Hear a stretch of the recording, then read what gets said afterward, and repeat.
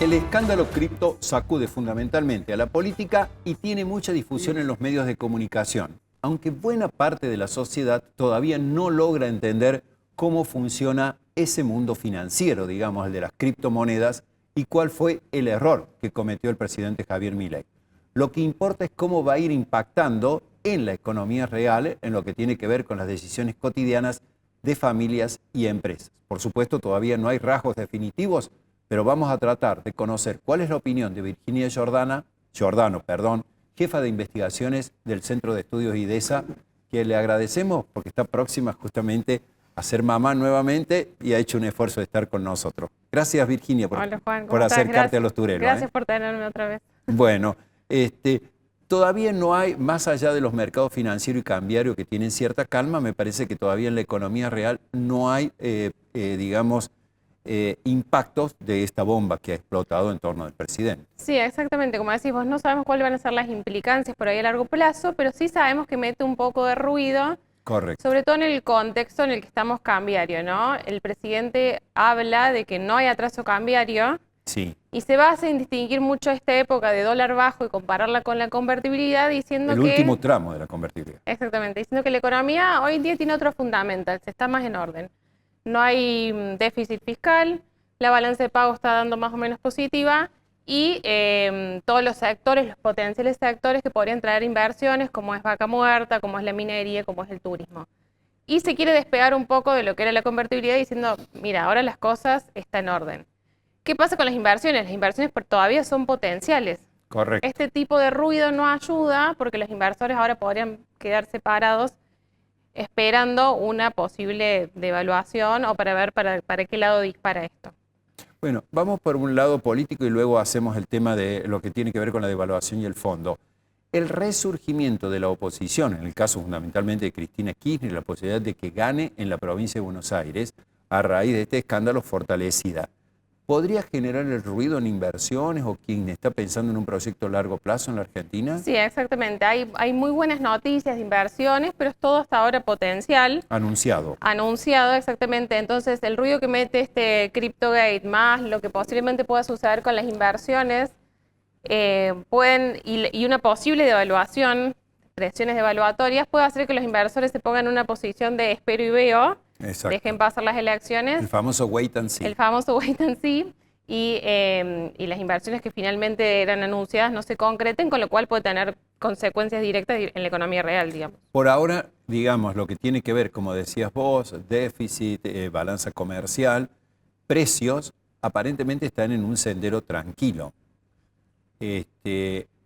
Queda pendiente el tema de reservas, que es lo que está hablando el gobierno con el fondo en este momento. Ajá. ¿Y qué habría que tener en cuenta ahí? Y el gobierno tiene, como vos decís, estos fundamentals en orden, ¿no? El déficit fiscal bajo control, la balanza comercial bien, la inflación en una baja. Con el fondo incluso han sobrecumplido, porque el fondo les pedía superávit primario, ellos han tenido superávit financiero, o sea, de primario más intereses.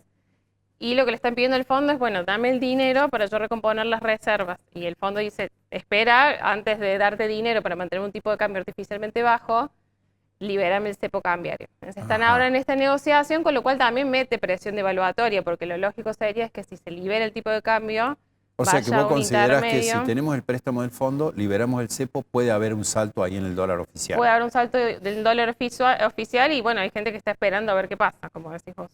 Ajá.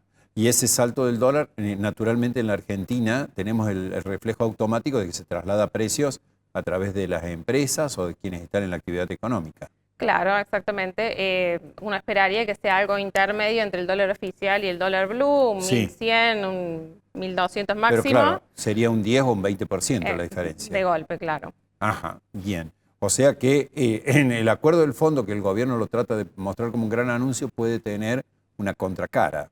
Hay que ver a qué negociación quiere llegar. Yo entiendo que el gobierno no quiere devaluar, sobre todo pensando en las elecciones. Correcto. Pero hay que ver si el fondo cede a mandar dólares para recomponer reservas. Así o sea, no solamente está el escándalo, sino también está el tema de la oposición y este posible acuerdo con el fondo. Todo esto puede hacer que los inversores se pongan en esta posición de esperar a ver qué pasa. De esperar a ver qué pasa. Y según lo que hacen ustedes en IDESA, ¿qué proyección tendrían aún con respecto a la liberación del cepo? ¿Ustedes estiman que es inminente, que puede demorar un tiempo, que puede provocar un salto en la cotización del dólar? Yo creo que el gobierno tiene todas las intenciones de esperar las Ajá. elecciones. O sea que hasta después de las elecciones. Vamos a ver si el fondo lo tolera y después una apertura y depende también cómo estén acomodadas todas estas variables, ¿no? Qué ruido meten. Pero bueno, en algún momento hay una leve devaluación por encima del 1% mensual que plantea el gobierno, debería tender a ocurrir por el precio mismo del dólar libre. Correcto. Esto de que puede afectar la credibilidad del presidente, ¿puede afectar también en el terreno de la economía? Y en el terreno de la economía es esto, el ruido que mete, qué va a pasar con las inversiones, que se traslada directamente al crecimiento económico. Y bueno, para las familias es el impacto, ¿no?, de una devaluación en los precios, en los Correcto. ingresos y demás. Así es. Bueno, y le quedaría al gobierno todavía dos temas clave para mejorar la competitividad, temas que ustedes han analizado, como la reforma laboral, la reforma previsional, que me da la impresión lo va a hacer después de las elecciones en base al resultado que tenga. Sí, yo creo que también está esperando. El tema, el que nosotros alertamos que es grave, ¿no?, por el tema del atraso cambiario, es la reforma impositiva. Porque se Ajá, le está pidiendo a las empresas competir con un dólar bajo sí, y se habla del famoso costo argentino, ¿no? sí, Argentina tiene otros costos en términos de impuestos, impuestos muy distorsivos, como son las retenciones de exportaciones a nivel nacional, a nivel provincial de ingresos brutos. Y esto hace que las empresas argentinas sean menos competitivas con comparación con el exterior.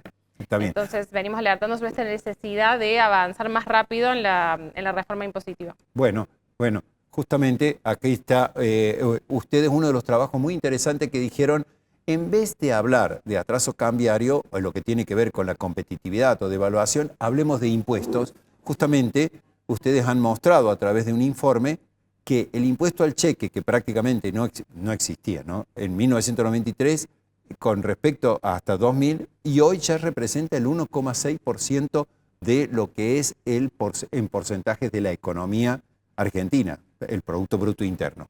Mientras que los derechos de exportación eran prácticamente insignificantes, las retenciones hoy ya impactan en el 1% de la economía y los ingresos brutos que tuvieron un fuerte crecimiento del 1,9% al 4%. Es decir, ustedes entienden a través de este informe que hay que poner el foco en este tema, justamente impuesto al cheque e ingresos brutos, que son impuestos distorsivos, antes que hablar de atraso cambiario para mejorar la competitividad de las empresas. Sí, exactamente. Nosotros le damos la razón al presidente en el sentido de que los fundamentals hoy están en orden, pero haciendo una comparación con la convertibilidad, y esto también lo alertó Cavallo y el presidente se enojó mucho. Se enojó, correcto. En los 90 había una mucha mejor base imponible y mejores impuestos de los que hay hoy. El impuesto al cheque no existía, los derechos de la exportación eran casi nulos, Correcto. ingresos brutos Estaban contenidos. eran mucho más bajos. Entonces, hoy en día tenemos un sistema tributario mucho peor que lo que era la convertibilidad y esto, más allá del tipo de cambio, atenta contra la competitividad de las empresas también. Entonces, esta necesidad de avanzar más rápido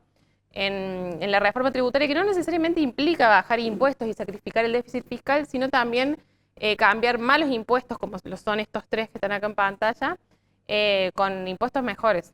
Y básicamente creo que el trabajo recomendaba que muchos de estos impuestos se pueden tomar a cuenta de, es decir, el caso del impuesto al cheque, si se decidiera mantenerlo, o los derechos de exportación a cuenta de ganancias, por ejemplo, lo cual haría que disimula el peso sobre la actividad económica. Sí, todos estos impuestos son muy distorsivos, habría que cambiarlos por ganancias, que son impuestos más progresivos, o el IVA, que no es como ingresos brutos, que va grabando cada etapa de la producción, más Sí. todos los regímenes de percepción y retención. Son impuestos que podrían mantenerse al mismo nivel, pero serían impuestos mucho más sanos para la producción. Perfecto. Bueno, y ahora, Virginia, hacemos el repaso al último informe reciente que difundieron ustedes esta semana con el tema justamente del Día Internacional de la Justicia Social. Esto tiene que ver con la pobreza. ¿Cuáles serían brevemente los principales rasgos de este informe y qué habría que hacer para desterrar la pobreza en Argentina? Sí, en el marco de este Día de la Justicia Social lo que hacemos es una recapitulación de lo que ha sido la evolución del índice de pobreza, ya sea pobreza monetaria, que es medida a través de los ingresos, como la pobreza multidimensional, y si bien vemos avances en sentido positivo, ha bajado un poco la pobreza del 50 al 38%, ahora se estimaba, vemos que a pesar de épocas buenas y malas, la pobreza siempre termina en un... Acá están justamente lo que ustedes midieron, pobreza según el índice De pobreza multidimensional, ¿qué sería esto? Perdón. Acá tiene en cuenta, la que siempre cuando escuchamos la pobreza de la que se habla es la pobreza de ingresos. Correcto. Esta es otro tipo de pobreza que tiene en cuenta otro tipo de carencias, por ejemplo en salud, en vivienda, en acceso a la educación y demás.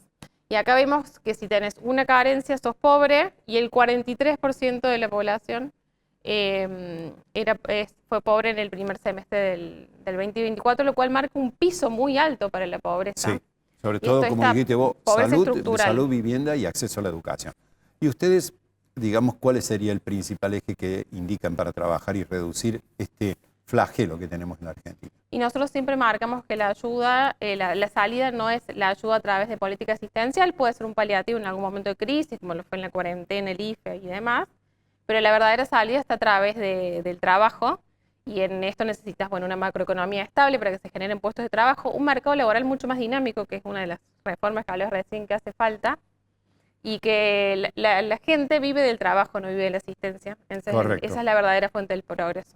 Ese debería ser el camino. Ese debería ser el camino. Bueno, te agradecemos mucho el esfuerzo, te deseamos que tengas un final de embarazo muy feliz, Muchas gracias. que agrandes nuevamente la familia, así que esto va a suceder a mediados de marzo. Éxitos para vos, para la familia